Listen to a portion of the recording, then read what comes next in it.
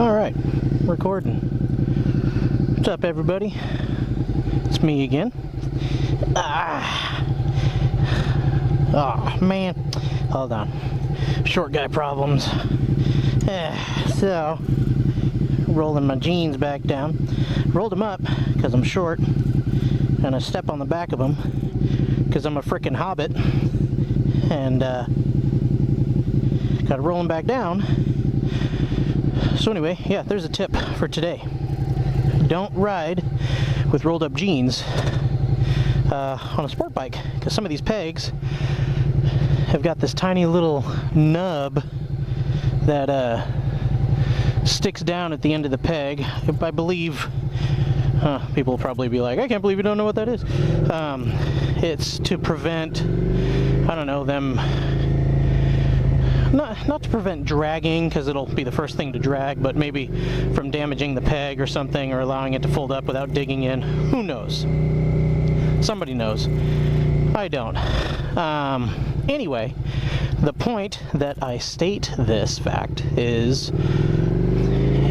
if you're wearing rolled up jeans, you take your foot off at a stoplight, and you're a stout little hobbit person like myself, you go to bring your foot back up, that goofy little peg thing is going to stick right in the roll in your jeans, prevent you from bringing your leg back up to get it on the brake or the shifter.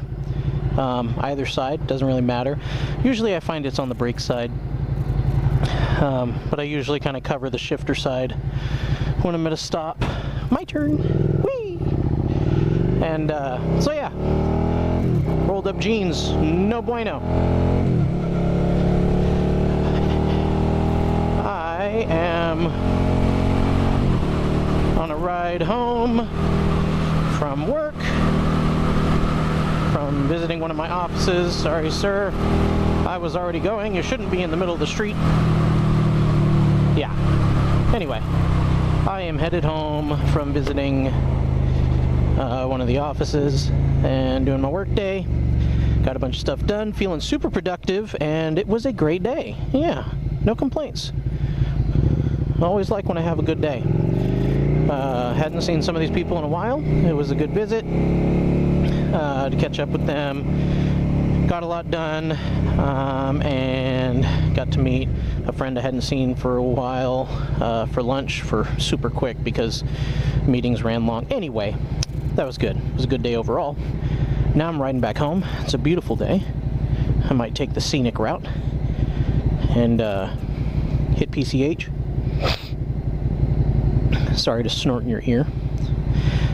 But hey, I said all my audio was going to be raw, right? That's assuming this mic is even still working. It worked flawlessly last time, but I'm scarred after having one that just took a turn for the worst in no time flat. Like, out of the box, it was iffy at best. So, continuing our day. Nice cruiser, buddy. He's enjoying himself in his t-shirt. It's okay, been there, done that. It is a warmer day. Yeah. How's all your days been? It is Thursday. It is July 6th.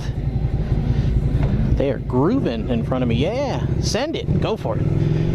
So, July 6th, how's your Thursday been? This will get posted far after today, but let me know in the comments. How was your day? If you see this later, how was your day anyway? Better close my visor here, because it is pretty windy. What was I saying? Oh yeah, that's right. How was your day? Let me know in the comments how your day was. I hope it was great. If it wasn't great, I hope it gets better. And if you were indifferent, then indifferent isn't bad, and that's good, I think. I think I'll just continue with what I did previously. You know, spotting cars, vehicles, and everything. Somebody better let this truck over. And then let me over. See, be nice. See, this guy was nice. He let the truck in. I am not a trucker, but I've driven some large vehicles, RVs and stuff, and boy does it just make your day if someone will just allow you to get over when you need to.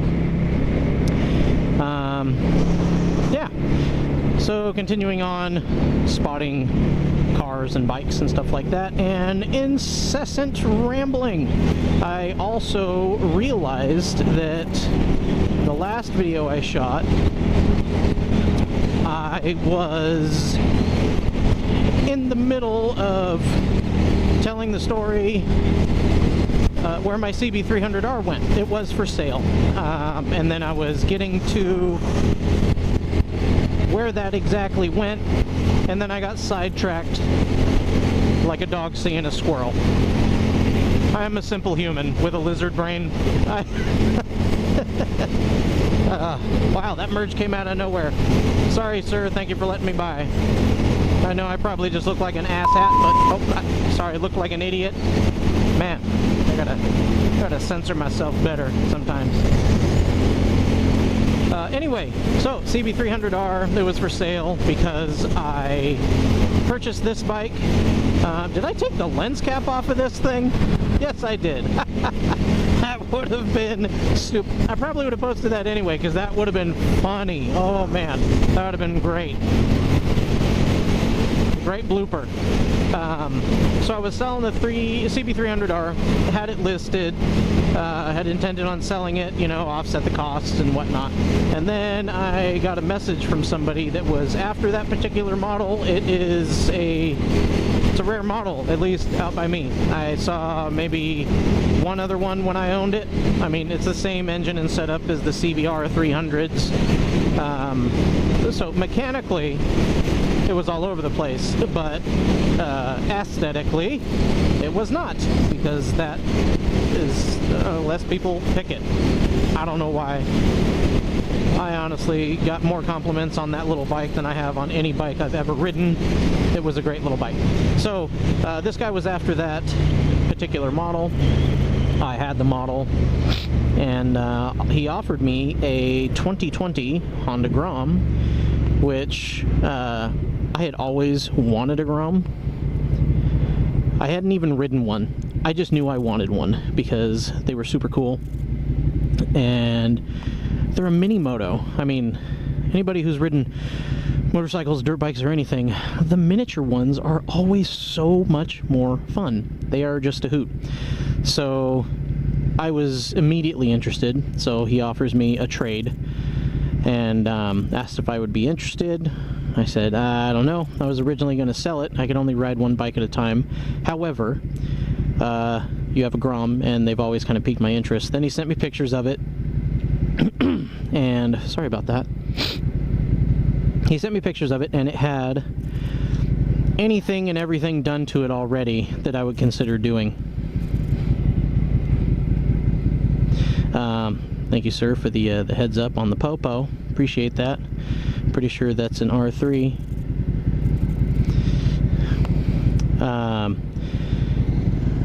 Yeah, oh man, big.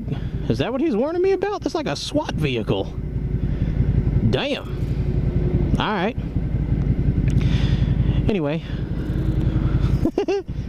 Yeah, Popo's right behind you. There's probably another one up there.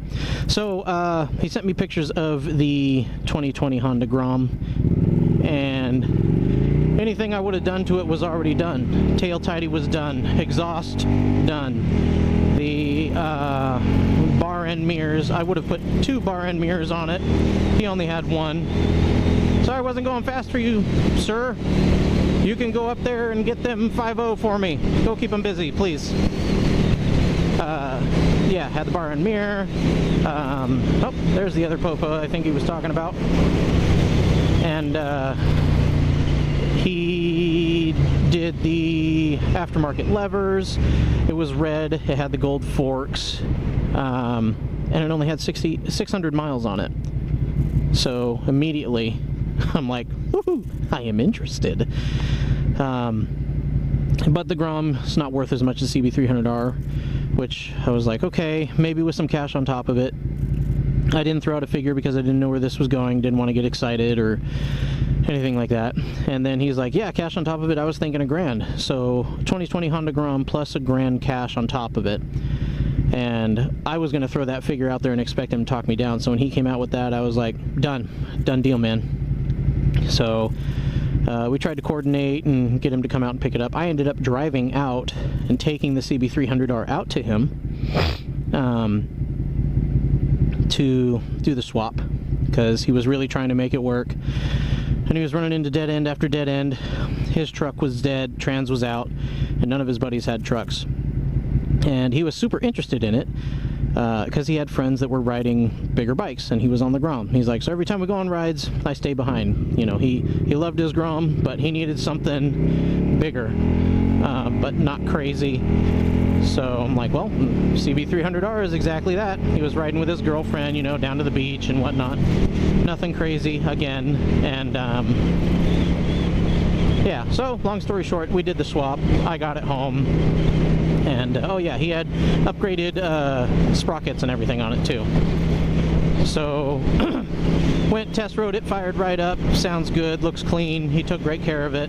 I mean, it only had 600 miles on it, so I don't know how terrible it could have, but it didn't look like it had been stunted or anything like that. If it had been stunted, it wasn't dropped. So yeah, I was pleased with it. Did the swap, got it home, rode it around, got used to it, and was instantly in love with it. I think it's a great little bike. So if anybody's considering getting a Grom or adding one to their collection, do it. Because I wasn't going to buy one for myself. It just wasn't going to happen. But I like to think the universe thought, you know what? He wants a Grom. Let's see what he does. Let's throw this opportunity out there. So jumped on it, super pleased with it. I did change the sprockets. So 2020 Grom factory was a 15 tooth sprocket up front. Let me back up so I'm not in the crosswalk here. Factory sprocketing was a sprockets, 15 tooth up front and a 34 rear. He had done the 14 tooth, so gone down one tooth on the front, which will give you a better acceleration or low end, and usually you go up a couple teeth on the back to also get a little bit better acceleration and low end. So he went from a 15 tooth to a 14 tooth in the front, and then from a 34 tooth to a 45 tooth in the rear. 45! I'm pretty sure that's like the sprocket size that's on the back of the SV650. That's a lot of teeth. That is that's a big number to jump up, because I noticed it because as I'm riding it, first gear not only is super short, but this thing, the Grom was telling me that I was doing about 65 or 70 on a 2020 4-speed Grom. That's the 4-speed. It was telling me I was doing 65 or 70, and my visor is up, no sunglasses, and I'm okay. So I'm like, not so much. I downloaded a GPS thing just to kind of compare, and rode by a couple speed sensor things, and it was about 20 to 25 miles per hour off. It was a huge number deviation in the Speedo. So I looked into Speedo healers and everything, and they're rather expensive. But realistically, I wanted it to perform differently. Where I was riding it was more, a little bit more back roads, you know, not so tight city spaces. Yeah, more back roads where I was going to be cruising, you know, and holding 45, 50, you know, 55 or so. Well, 55 is pretty much max on a Grom, especially with a, you know, a larger hobbit fellow like myself. I keep saying that. Yeah, so I changed the 45 tooth rear down to a 35 tooth. I did some calculations, did some research. I kept the 14 tooth up front. I did like the better acceleration, but I needed it to not be pinging the rev limiter at top end cruising speed. So like I said, I did some calculations on the ratios, and you know, getting that sprocket was like a $15 change to get a new sprocket. It had low miles on it, the sprockets were pretty recent, everything was in good shape, so I didn't need a new chain, didn't need a new front sprocket. So I did that change, and that got me exactly where I wanted it to be. It has decent low end, which arguably I think the low end would be better with the factory pipe on it, because anybody that knows small engines, once you open up that pipe, you lose your low end. So that's just the nature of the beast without a tune. And it's not a track bike yet, but either way, it's not going to get a tune or anything. It runs just fine. So anyway, with that sprocket change, 14 tooth up front and 35 rear, the speedometer is only probably it ranges. I'm going to say on average around 3 or 4 miles per hour off. Sometimes as little as 2. It depends. It's a digital speedo, so. But I've compared it with a couple different apps, and then going by, you know, some of the little speed trap things, and it that seems to be the average range of the deviation now. So pretty much I'll take it as a, you know, like I said, having a speedo healer. It fixed that issue. I can better trust my miles per hour, and it will cruise easy at, you know, 50 and stay under red line, so it's not working so crazy like it was. It was working hard. It got there quick, so really I guess it wasn't working hard, but it was just running at its peak all the time for slower speeds. So I kept the sprocket though. I would love to get into mini moto track days. I had emailed a local track to get info on it and never heard anything back, so I think I'm just gonna have to go one day. Oh, another splitter coming my way.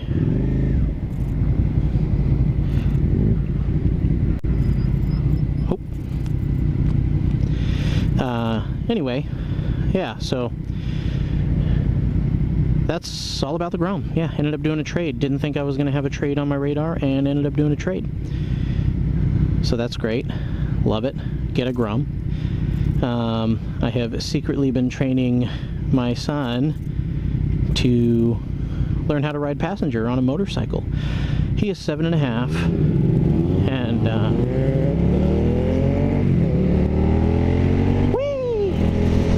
I get so focused when I'm shifting. So funny. Anyway, I've been taking just trying to get him used to riding passenger. Nothing on streets, just like in the neighborhood, around the block. We've got a real quiet, low-key neighborhood. People like to ride their dirt bikes and stuff around, but just in the neighborhood, we got a park right at the corner of our neighborhood, so I'll take him through, you know, slow speeds, and he gets to go on a ride with Daddy. I got a waist belt that has handles on it so that he could hold on to the sides and everything a lot easier. He can climb on and reach the pegs. It's a mini moto. It's a lot less threatening than getting on something big. You know, worst comes to worst, I could tuck the ground and let the thing run out from, or, you know, touch the ground, let the thing run out from under me. It's, yeah, so it's a great thing to learn to teach your kids to ride passenger on. So I figure I'll do that for a while, get them used to it, and then by the time, you know, after a while he'll be used to, and he's chomping at the bit to ride on the back of this thing with Daddy. But already I'm like, nope, let's get used to doing what we're doing, and from there we'll graduate, you know, run up to the store or run up and get ice cream or something. But for now and for the foreseeable future, we will stay in the neighborhood, safety, and ride to him from the park and do simple things like that. I like it. Cruise the neighborhood for a solid half hour with little man, just doing low speed cruises. He thinks it is awesome and that he is hot stuff riding on the motorcycle. So it's a good time. So there's another reason to get yourself that grom, because I have yet to meet somebody that didn't want a grom. Even the biggest and baddest of bikers and the top speed runners, you cannot get on a grom and not smile. You can't. It's not possible. I think, what was it, a stand-up comedy skit that I heard? Was it Daniel Tosh? Yeah, he said, try to frown on a wave runner. Yeah, I'd like to change that. Try to frown on a grom. Can't do it. Can't be done. Sorry. It's all smiles. Especially when you're ripping through the gears and you're hauling. You think you're moving so fast. Feel like you're riding a mini race bike. And you look down, you're still doing the speed limit. It's so much fun. It's a good time. Anyway, that's enough about that. I think I rambled your heads off enough about that. Am I still recording? I am. Hooray! I could only hope the audio is still working. If it is, I will have much more trust in the microphone. I'm sure it is. I'm sure it's okay. Hopefully I don't get the GoPro SD card error that I had gotten a few times. I think my SD card might be on its way out.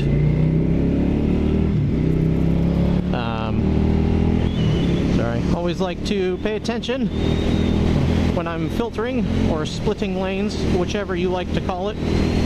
I don't know. I like to call it lane splitting. I think other people like to refer to filtering as weaving in and out of traffic, filtering through. I don't know. I call it lane splitting. So, always got to pay attention though. Can I get over? Yeah, I'm going to get over. I want front of this lane. Another topic, and leave it in the comments if you do it too. I'm sure a lot of people do. Who is just pre-programmed to rev match when downshifting? I mean, yeah, you could pull in the clutch when you're pulling up to a stop and, you know, go down through your gears when you're slowing down and get back to it, you know, and start up again. But I don't know. It's like born into me to rev match. I think it could come from when I was younger, riding track and stuff like that. I learned rev matching pretty quick to keep the RPMs where they needed to be on some of the longer tracks, especially on the smaller bikes when I was learning, and I don't know, the cars and stuff like that. I've always done rev matching, and on anything that I drive that is a manual transmission, there's always rev matching involved. It's fun. It's a cool skill. It sounds awesome. And I think it helps make you more aware, and it trains you to listen to the engine more and the engine speed, what the RPMs are. So yeah. Let me know if you guys do the same thing. I'm a rev matcher on everything. It's a good time. I say that all the time. It's a good time. Because it's a good time. Ooh, I see the water. There's the bay. Yeah, what else should I talk about today? My brain is blank. I've completely fried it for my work day, and now I'm just cruising. So maybe I should just shut up and cruise, let you guys enjoy the cruise with me, if you're still watching. If not, and you got bored by my senseless jargon, I understand, and do not fault you. Okay. He does not want to be passed. I will not try to pass you then. Yes, show me how big your wee-wee is with your fancy car.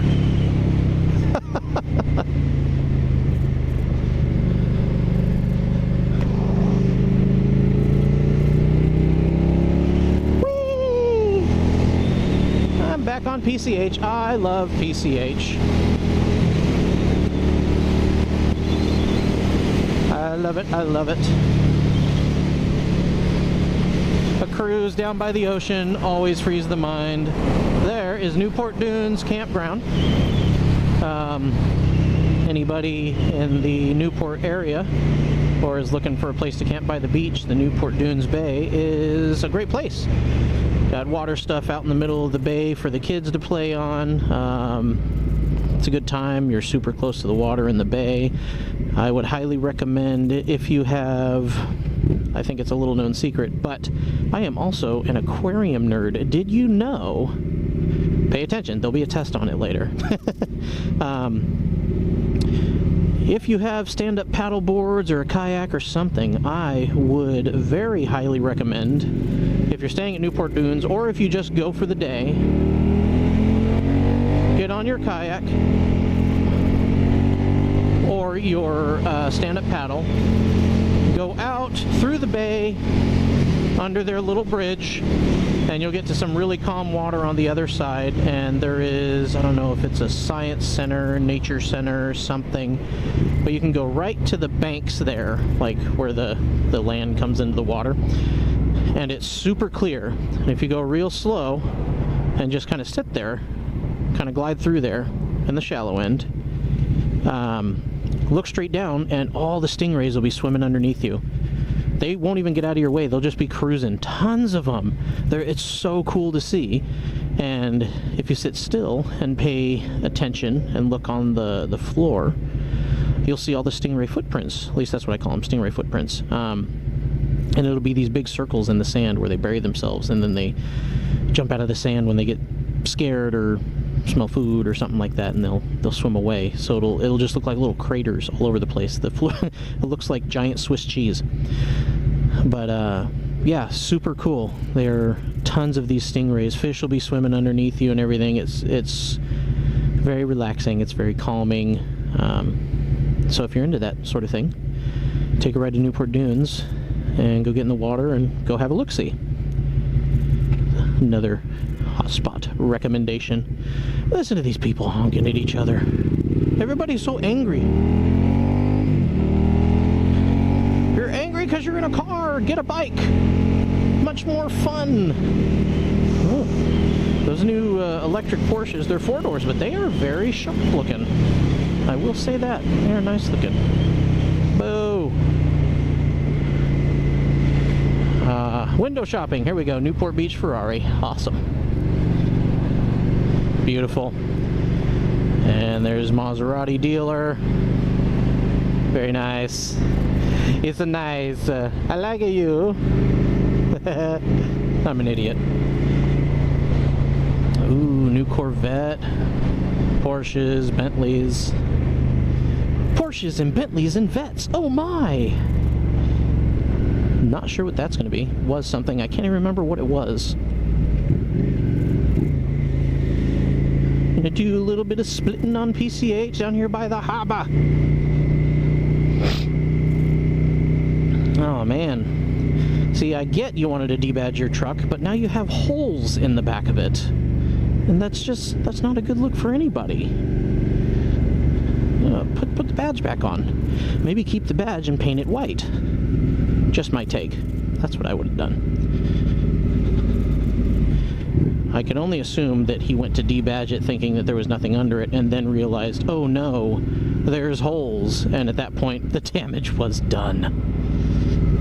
Bummer. Gonna split through here. Thank you, sir. Much appreciated.